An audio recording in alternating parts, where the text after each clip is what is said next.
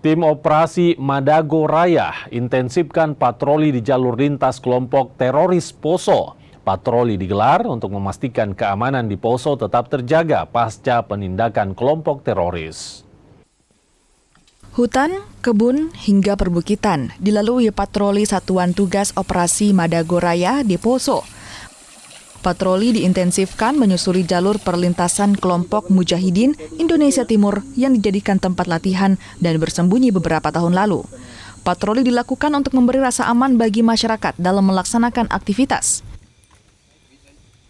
Personel Satgas 3, tim patroli, tim Alfa, melaksanakan patroli di bekas camp, hutan, dan pegunungan yang menjadi perlintasan kelompok-kelompok yang tidak bertanggung jawab pada saat operasi penindakan dan penegakan hukum.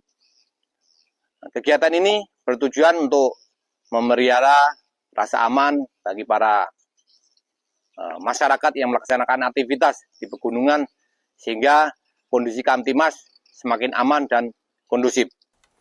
Tidak hanya patroli, Satgas Madago Raya juga melaksanakan upaya pemulihan pada warga yang tinggal di dekat wilayah operasi. Pada Satuan Brimob yang boleh melaksanakan tugas untuk patroli di wilayah Desa Kawende, Gunung Biru. Sehingga kedepannya kami boleh melaksanakan aktivitas kami untuk bertani di desa ini dengan aman dan nyaman. Ratusan anggota Brimob Polda Sulawesi Tengah masih ditugaskan untuk menjaga keamanan di wilayah operasi Madago Raya. Tim Liputan Kompas TV Poso, Sulawesi Tengah.